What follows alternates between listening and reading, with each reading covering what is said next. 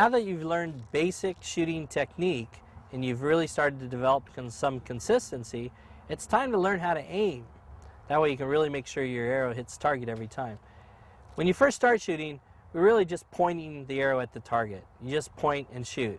And that's called instinctive, and it's just a natural aiming. Just like when you throw a ball, you're not really using a sight or any method of aiming, you're just throwing the ball. That's how you'll start when you first start shooting.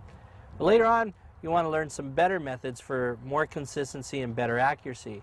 And one of the first steps we use for beginners is called point of aim. By point of aim, what we do is we just set up and look down at the arrow so that the point of the arrow here is on the center of the target or in the gold.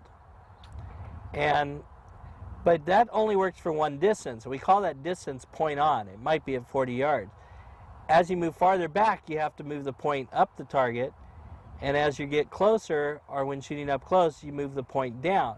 And as you can see, that moves the arrow up and down so that you get a different trajectory.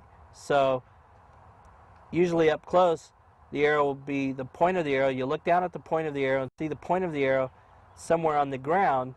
And if you always put it in that same place, the arrow will go in the same place every time. So if your arrows are low on the target, you just move that point closer to the target or up the target to raise your arm, which will give you a more consistent aiming point or a better aiming point. So we'll see how that's done with Carissa. Here we got an arrow in here.